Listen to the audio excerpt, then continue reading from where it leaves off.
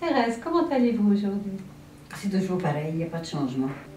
C'est comme Je ça. ne m'attends pas à autre chose d'ailleurs en fait. Mais en fait, je suis venue ici surtout pour apprendre la relaxation, puis la respiration. Mais je ne m'attends pas tellement à plus de résultats. Mais déjà, le fait d'apprendre justement à vous relaxer, à respirer, il va y avoir des petits résultats. Ça ne va peut-être pas être spectaculaire, mais vous allez apprendre à vous détendre et à respirer. On essaie de trouver sur notre chaise ou sur le fauteuil, finalement la posture qui nous convient le mieux. Celle où on sent que le corps prend sa place. Le corps se dépose sur la chaise. Commencez par prendre conscience de votre présence ici, dans cette pièce. Laissez de l'autre côté de la porte tout ce qui a pu se passer avant cette classe. Car ce moment est juste pour vous. C'est un moment que vous vous accordez chaque lundi pour la pratique de votre yoga. Ressentez le corps qui se détend un peu plus. Alors la première chose finalement, c'est que la personne apprend à mieux se connaître. Elle prend à la fois conscience de ses faiblesses et de ses forces. À partir du moment où elle prend conscience de ses forces, ça va l'aider à mieux supporter sa douleur, à vivre avec sa douleur. Alors on travaille sur plusieurs axes. D'abord il y a le côté physique. On fait faire des exercices articulaires pour gagner en souplesse. On fait faire des exercices musculaires pour tonifier les muscles. On fait faire des postures d'équilibre pour travailler l'équilibre.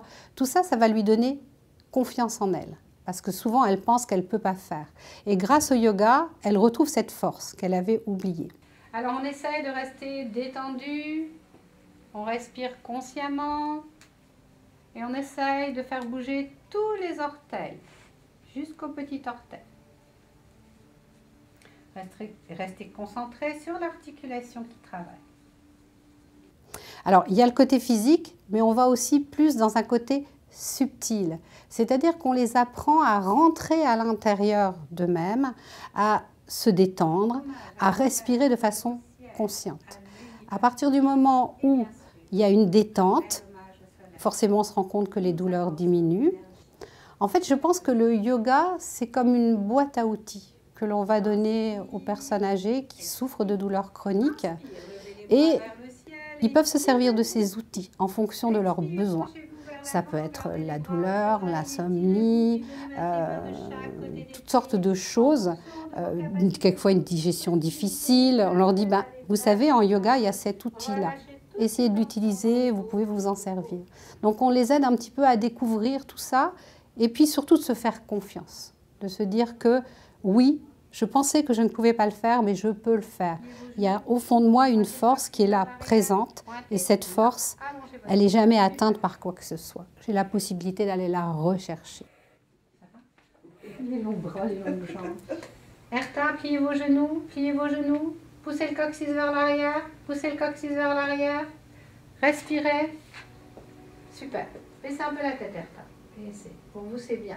Allongez votre nuque. Allongez. Respirez. Respirez. Puis sans lâcher la chaise, vous allez marcher doucement vers la chaise. Vous relevez tranquillement pour revenir dans la posture de Tadasana.